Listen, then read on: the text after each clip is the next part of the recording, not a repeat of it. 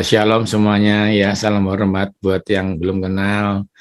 Saya berdoa pagi ini tidak hanya menjadi hikmat semata-mata, tetapi juga menjadi pewahyuan, ya, yang merubah hidup kita itu lebih berkenan kepada Tuhan. Karena semua orang ingin hidupnya lebih diperkenan kepada Tuhan. Saudara, sebelum saya menyampaikan tentang bagaimana makanan dan minuman yang kita konsumsi itu tanpa kita sadari bisa mengganggu kesehatan kita.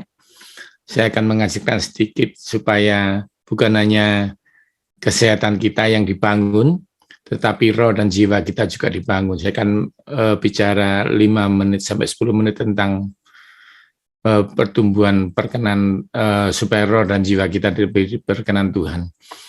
Waktu 2 minggu yang lalu, saya sudah onset di Jogja. Ada yang bertanya begini, ketika saya sedikit saksi tentang penyakit saya, ada yang tanya gini, Pak Yo, gitu ya, kenapa sih sejak ikut Tuhan, kita tambah kena masalah? Dulu kan sebelum ikut Tuhan, kita tuh lebih sehat, gitu ya.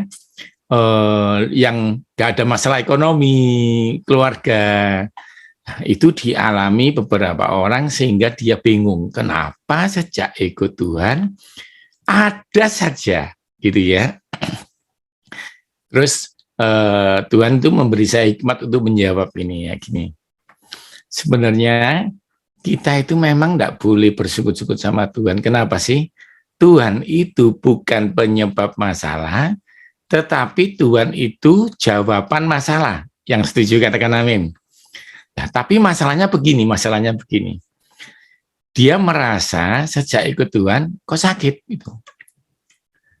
Dia bingung gini.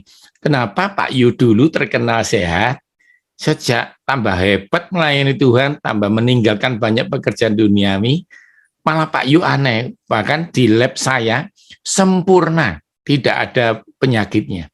Nah kok bisa sejak ikut Tuhan malah aneh-aneh gitu? Wong Pak Yu sudah jaga. Mana banyak yang nggak jaga makan sehat loh ya. Banyak yang masih belum sakit loh ya. Yang tersinggung katakan amin. Nah saya berkudo ya. Saya berkudo. Nah, tapi Tuhan kasih saya hati gini, tenang. Ayub ketika dia saleh, setan malah nggak terima gitu ya. Oke, kita akan masuk gini.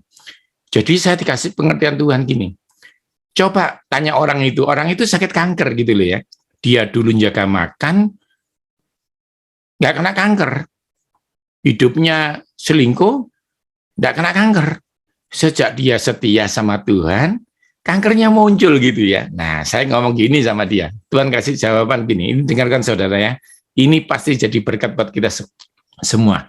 Pasti banyak yang mikir, kenapa sejak aku gabung kebaktian ini kok tambah ada masalah aja gitu ya. Nah, ini jawabannya ini.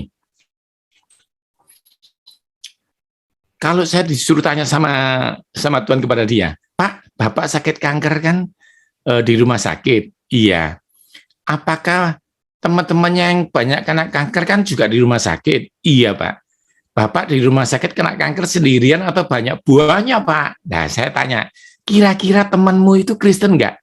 Oh, campur, Pak. Ada yang agamanya ini, ada yang agamanya ini, ada yang agamanya ini. Yes, itu jawabannya. Setan tidak nunggu kamu Kristen, kamu dikasih penyakit. Setan itu hobinya apa, Bapak? Bukan melukis, bukan menggambar, bukan menyanyi, tapi mencuri, mengambil, membinasakan. Hobinya itu loh, bukan mencuri, bukan menggambar loh Bapak Ibu. Hobinya itu mencuri, mengambil, membinasakan. Dengan cara apa? Kecelakaan,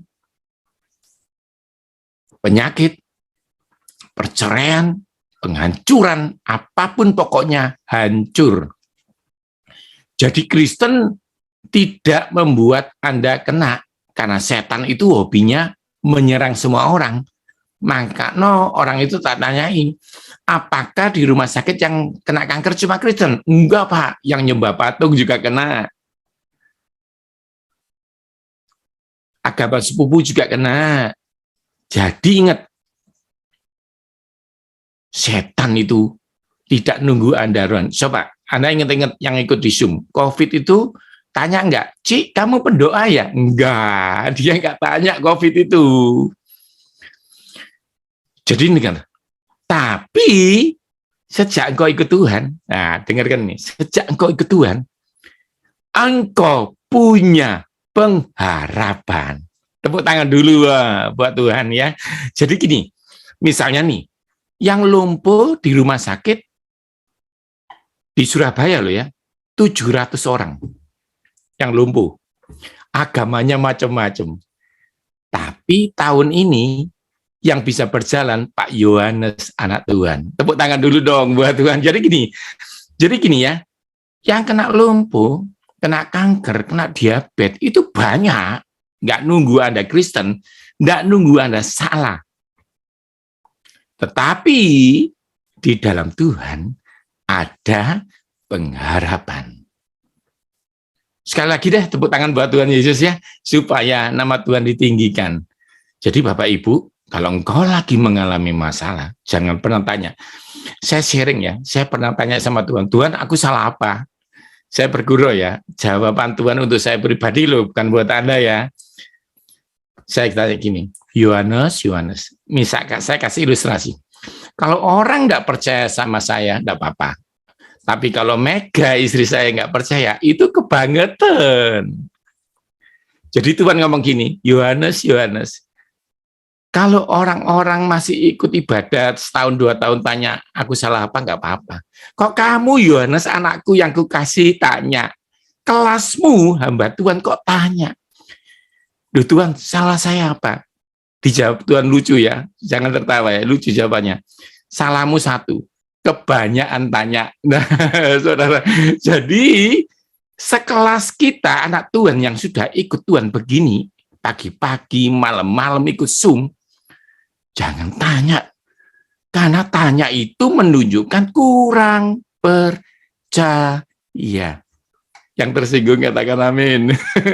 Jadi saya waktu itu tanya, Tuhan aku supaya bisa koreksi. Ingat Yohanes, ingat, setan tidak nunggu kamu salah.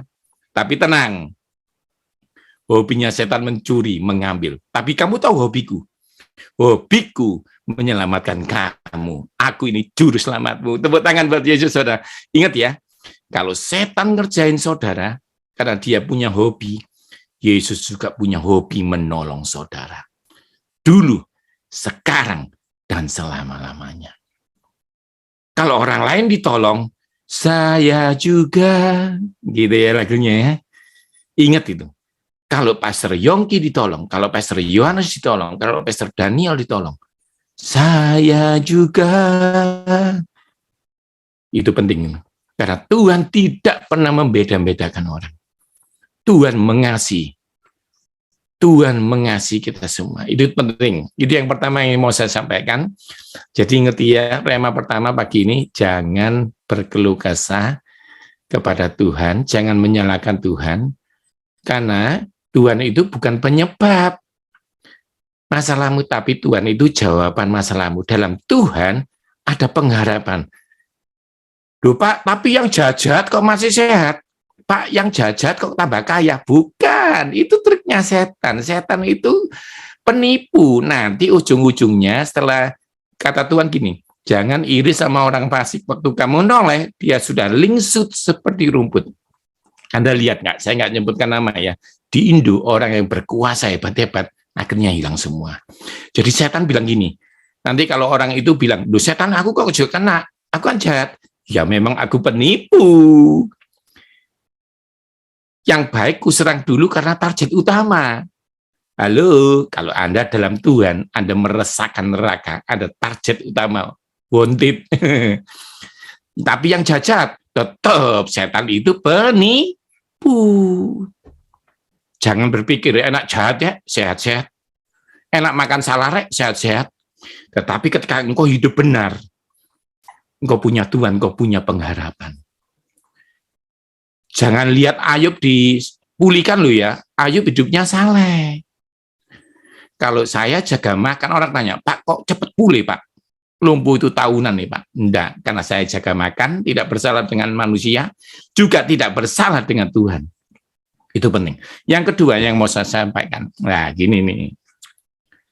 Kenapa kita sering dengar ada orang hancur hidupnya ketika dia mengalami ujian. Nah, ini penting ini ya. Daniel itu tidak berdoa di kandang singa. Halo, dengarkan saya. Daniel membangun kehidupan doanya sebelum masuk kandang singa. Saya ulangi. Iman Daniel dibangun sebelum masuk kandang singa. Bukan di dalam kandang singa terus menyembah Tuhan. Ayo yang ikut Zoom semangat. Jangan tunggu kena masalah baru ikut Zoom. Ada dua iman saudara. Ayub kuat sampai dipulihkan bertahan, tidak pindah agama. Halo. Karena dia suka berdoa, dikatakan orang saleh tiap pagi berkenan pada Tuhan. Kehidupannya dibangun. Bukan di tengah masalah.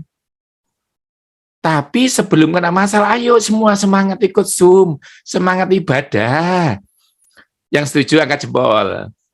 Ayo saudara, bangun kehidupanmu. Nyanyi sebelum kena masalah.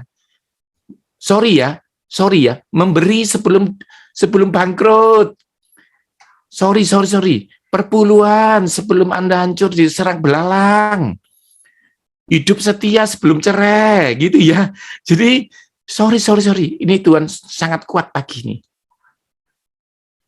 Daniel suka berdoa, hobinya bukan menggambar, hobinya berdoa 3 kali. Jadi waktu di dalam kandang singa, dia menuai hasilnya. Ini penting loh saudara. Yang ketiga, terakhir, ini penting sekali supaya bukan cuma kesehatan kita yang dibangun. Ada 2 orang tipe menghadapi masalah. Tipe kelompok sama tipe personal. Ayo kita langsung agak cepat. Dulu, Goliat itu ketemu sama Israel. Saul takut. Kenapa itu? Apakah Saul itu tidak pernah menang? Apakah Saul tidak punya Tuhan? Bukan. Karena Saul berkelompok. Ikut Zoom begini baik.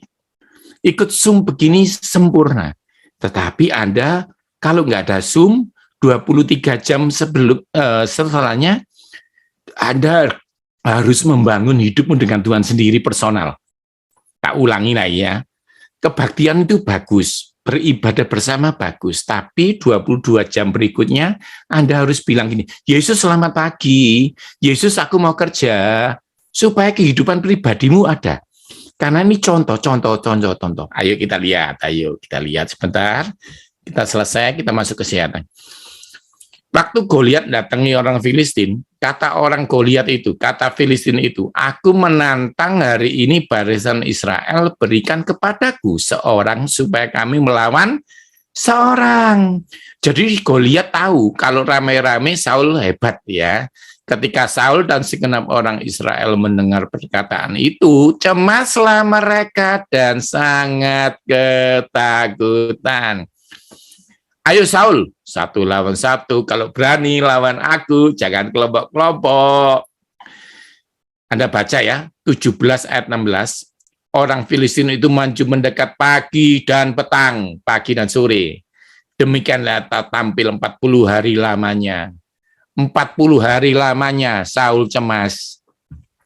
Ayo, kalau ibadah begini, ada setan goda, Anda kuat, ada Pastor Yongki, ada Pastor Daniel, ada teman-teman yang doakan, tapi kalau perorangan, kau tidak bangun kehidupanmu dengan Tuhan, habis sudah. Ayo kita lihat yuk, kita lihat slide terakhir. Kita lihat, Anda baca semuanya dalam hati ya, saya akan baca dengan suara. Setelah Saul mendapat jabatan raja, berperanglah ia ke seluruh, katakan seluruh, penjuru melawan segala musuh. Melawan Moab, hancur.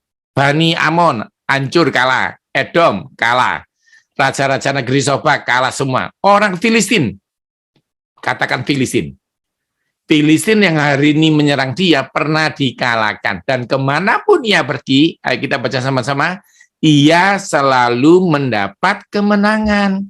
Ia melakukan perbuatan gagah, memukul kala orang Amalek, melepaskan Israel, dan merampasi mereka. Jadi kira-kira Bapak Ibu, Saul ini pernah menang enggak? Selalu menang. Tapi kelompok.